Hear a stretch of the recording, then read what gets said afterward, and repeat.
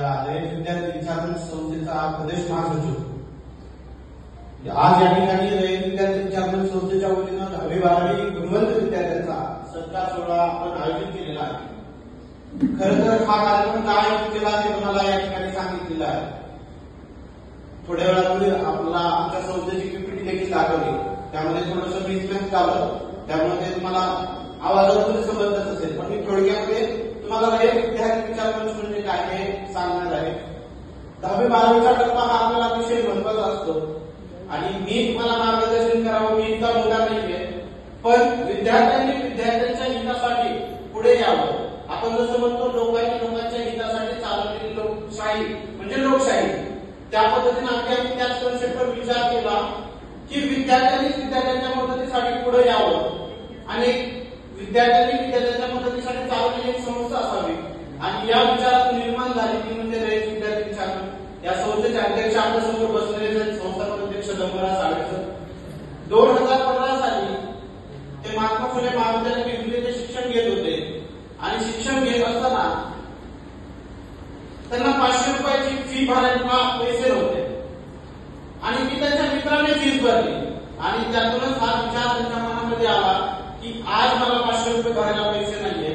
असे कितीतरी विद्यार्थी आहेत आणि मराठी मुलांचा स्पेशली मला अनुभव आहे, मराठी मुलं प्रचंड स्वाभिमानी असतात। एक तर ते आई वडिलांना पैसे मागतील, तिथून जर पैसे नाही भेटले तर ते बाहेर मागायला पैसे लाजतात, माझा अंदाज बरोबर असेल, ते लाजतात आणि असे कितीतरी विद्यार्थी आहेत की जे 500-1000 रुपयासाठी शिक्षण अर्ध सोडून देतात। आपण मला पीपीटी मध्ये ऐकलं असेल की लातूरमधल्या एका मुलीने फक्त 250 रुपये बस पास पण नाही आणि वडील शेतकरी आहेत, कर्जबाजारी आहेत, त्यांच्यावर प्रचंड कर्ज आहे आणि मी त्यांना शाळेसाठी वारंवार पैसे मागणं ते बरोबर नाही, त्यामुळे 250 रुपये बस पाससाठी त्या मुलीने आत्महत्या केली।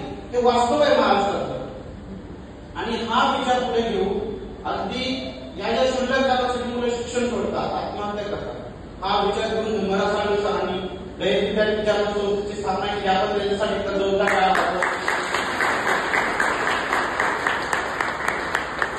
ही संस्था गेली 5 वर्ष पिंपरी चिंचवड शहरात काम करते, त्यानंतर पुणे, मावळ, कोल्हापूर, सातारा, सांगली, उस्मानाबाद या ठिकाणी काम करते आणि या संस्थेमध्ये सर्वजण विद्यार्थी आहेत, सर पण विद्यार्थी आहेत, त्यांचं वय 29 आहे, ते माझे 3rd इयरचे स्टुडंट आहेत, मी एमएचा 2nd इयरचा स्टुडंट आहे, आमचे विक्रांत सर प्राध्यापक आहेत, म्हणजे सर्व ही विद्यार्थ्यांनी कमी वयाच्या विद्यार्थ्यांनी मिळून निर्माण केलेली संस्था आहे आणि आमचा अप्रोच हाच असतो, आम्ही 10वी-12वीचं गुणवंत विद्यार्थ्यांचा सत्कार समारंभ घेतो की ही मुलं महत्वाच्या टप्प्यावर आलेली असतात आणि यापुढे त्यांच्या करिअरचा टप्पा चालू होतो आणि त्यांना पुढे शिक्षणामध्ये कुठल्याही अडचणी येऊ नये यासाठी रयत विद्यार्थी विचारवंत संस्था नेहमी सोबती आहे।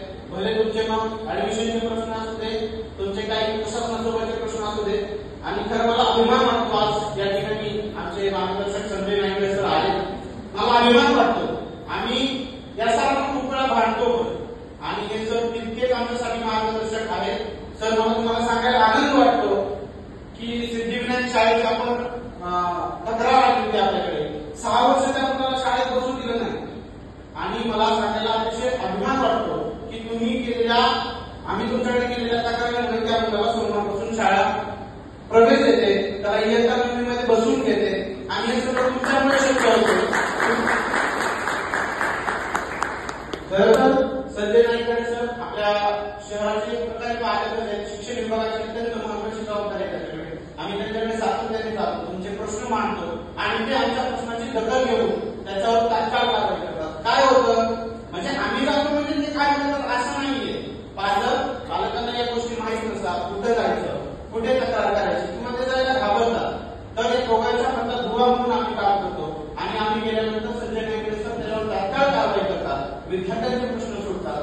आतापर्यंत या पिंपरी चिंचवड शहरात 100 ते 200 विद्यार्थ्यांचे असे या वर्षभरामध्ये प्रश्न सुटलेले आहेत, जे विद्यार्थी शाळेत जाऊ शकतात, फीसचे प्रॉब्लेम असतील, शाळा सोडली तर दाखला शाळा देत नाही, मार्कशीट देत नाही, अशा प्रश्नांना सोडवण्याचं काम रयत विद्यार्थी विचारवंत संजय नाईक सरांच्या माध्यमातून ते महाराष्ट्रात इतर ठिकाणी काम होत असतं आणि तुम्हाला देखील मी शब्द देतो की आपले पुढे कुठल्याही अडचणी नसतील, आपण रयत विद्यार्थी विचारवंताशी कधीही संपर्क साधा, शैक्षणिक साहित्य असेल, तुमचे फीसचे काही प्रॉब्लेम असतील तर आम्ही नेहमी तुमच्या पाठीशी एवढंच लोक आणि काम करतो। धन्यवाद।